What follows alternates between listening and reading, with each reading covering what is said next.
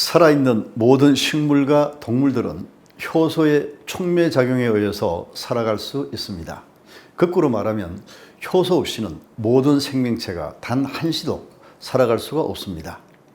사람은 쌀 한 털도 콩 한 쪽도 효소 없이는 소화되지 못하여 살이 되고 피가 될 수가 없습니다. 그러나 이 생명의 물질인 효소를 본 사람은 아무도 없습니다. 오늘 과산화수소의 효소 반응 실험을 통해서 효소를 직접 눈으로 확인해 보도록 하겠습니다.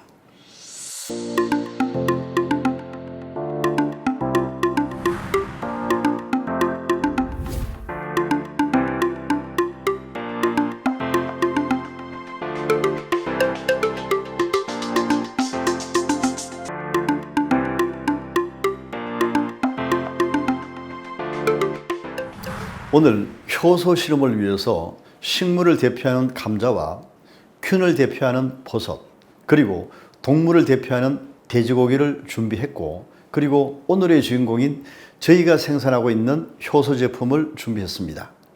그리고 특별 게스트로 분변토, 광물질도 준비했습니다. 각각의 시료들을 2개씩 나누어서 하나는 전자레인지에 열을 가해서 효소를 완전히 파괴시켰고, 다른 하나는 열 처리를 하지 않았기 때문에 효소가 있다면 효소 반응을 눈으로 확인할 수 있을 것으로 보입니다.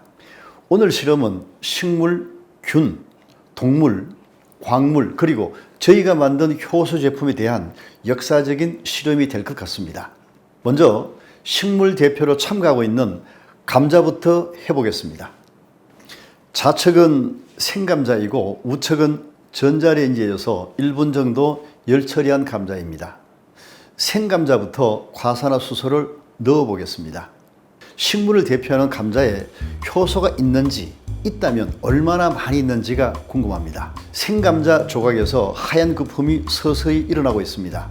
거품으로 감자 조각이 보이지 않을 정도입니다. 강하게 반응이 일어나고 있습니다. 효소 반응입니다. 우측 열 처리가 된 감자에도 같은 양의 과산화수소를 넣어 보겠습니다. 참고로 효소는 열에 약하기 때문에 열을 처리한 감자에서는 효소 반응이 일어나지 않을 것으로 보입니다. 효소는 41도에서 파괴가 되기 시작해서 47도 이상이면 효소가 완전히 파괴가 됩니다. 과산화수소에 대한 거품 반응, 즉 효소 반응이 무엇인지는 잠시 뒤에 자세하게 설명을 드리겠습니다. 다음 시료는 균을 대표하는 버섯입니다. 좌측 시료는 생버섯입니다. 우측은 효소를 파괴시킨 열 처리한 버섯입니다. 감자와 같은 양의 과산화수소를 버섯에 넣어 보겠습니다. 감자보다 거품 반응이 더 빠르고 더 왕성하게 일어나고 있는 것을 볼 수 있습니다. 예측한 대로 균을 대표하는 버섯이 식물 대표인 감자의 효소 반응을 압도하고 있습니다. 열 처리된 버섯에서는 거품 반응이 없습니다.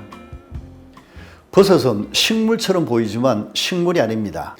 버섯은 분류상 진균류라고 부릅니다. 실험에서 보듯이 생버섯은 효소 덩어리입니다. 다음은 동물 대표로 돼지고기를 준비했습니다. 좌측 생돼지고기와 우측은 전자레인지에 넣은 돼지고기입니다. 생돼지고기에 과산화수소를 넣어 보겠습니다. 거품이 강하게 일어나고 있습니다. 거품 반응이 식물 대표인 감자보다 균 대표인 버섯에 가까울 정도로 강하게 일어나고 있는 것을 볼 수 있습니다. 열 처리한 돼지고기에도 같은 양의 과산화수소를 넣어 보겠습니다. 역시 반응이 없습니다. 지금까지는 지구상의 생명체들을 대표하는 동물, 식물, 균의 효소 반응을 실험을 통해서 확인해 보았습니다. 모든 생명체들은 끊임없는 효소 반응을 하고 있다는 사실과 효소 반응의 속도와 반응의 정도가 조금씩 차이가 있다는 것을 확인할 수 있었습니다. 자, 지금부터는 특별 게스트로 광물질을 대표해서 화분에 사용하는 분변토를 실험해 보도록 하겠습니다. 그리고 마지막 5번째로 오늘 실험의 주인공인 저희가 생산하고 있는 효소 제품을 같은 방법으로 실험을 해 보겠습니다. 먼저 분변토입니다. 좌측은 시중에서 판매 중인 분변토이고 우측은 전자레인지에서 열 처리한 분변토입니다. 같은 양의 과산화수소를 넣어 보겠습니다. 강물질인 분변토에서 과연 효소 반응이 일어날까 궁금합니다. 반응이 미미해서 안 보이는 것인지 한번 저어 보겠습니다. 반응이 늦지만 분명히 효소 반응을 보이고 있습니다. 열 처리된 분변토에도 같이 저어 보겠습니다. 역시 반응이 없습니다. 두 개를 같이 보니까 확실하게 비교가 되고 있습니다. 살아있는 흙 속에는 보이지는 않지만 수많은 미생물들이 번식 활동과 먹이 활동을 활발하게 하고 있는 공간입니다. 식물이나 균, 동물들보다는 효소 반응이 다소 늦고 정도가 약하지만 강물질의 흙도 효소 반응을 하는 살아있다는 것을 확인할 수 있었습니다. 마지막으로 저희 회사가 33년 동안 발전시켜온 저희가 생산한 효소 제품입니다. 좌측은 정상적인 효소 제품이고 우측은 열 처리를 하여 효소를 파괴한 제품입니다. 과산화수소를 넣어 보겠습니다. 효소 반응이 매우 궁금합니다. 특히 앞에서 실험한 식물, 동물, 균, 광물 실험과 무엇이 얼마나 다를까 궁금합니다. 거품이 서서히 차오르고 있습니다.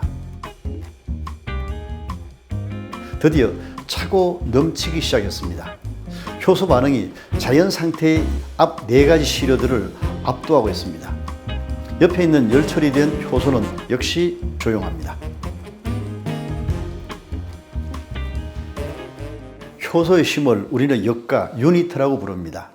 전분을 분해하는 효소인 아밀라제라는 효소의 역가, 즉 1유니트는 1분 동안에 1mg의 고분자 전분을 작은 분자인 덱스트린으로 만드는 힘을 1유니트라고 부릅니다. 효소의 역가가 높다는 것은 분해하는 힘, 즉 생화학 반응의 힘이 그만큼 크다고 말씀드릴 수 있습니다. 끝으로 과산화수소가 효소를 만났을 때 하얀 거품이 나는 이유를 설명을 드리겠습니다. 거품의 정체는 바로 산소입니다. 과산화수소는 흔히 가정에서 살균이나 소독, 표백의 용도로 사용을 하고 있습니다. 또 상처난 곳에 바르면 따갑기도 하고 하얀 거품을 보신 적이 있으실 겁니다. 같은 거품입니다.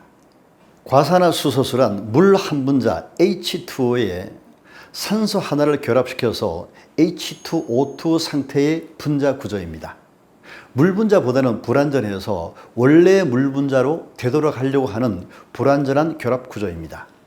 이때 생화학 반응을 촉매하는 효소를 만나게 되면 원래 상태인 물 H2O와 산소가 분리되어 다량의 산소를 만들어냅니다. 거품 속에는 산소로 가득 차 있습니다. 열 처리는 전자레인지와 상관없이 삶아도 되고 구워도 되고 볶아도 됩니다. 거품이 나오면 효소가 있는 것이고 거품이 많이 나오면 효소의 힘이 강하다고 생각하시면 됩니다. 효소는 우리 몸속에서 끊임없이 움직이면서 모든 신진대사를 돕고 있는 생명의 물질 큰 일꾼입니다. 그러나 효소는 20대를 기준으로 효소의 양이 점차 줄어들어 나이가 들수록 서서히 고갈되기 시작합니다.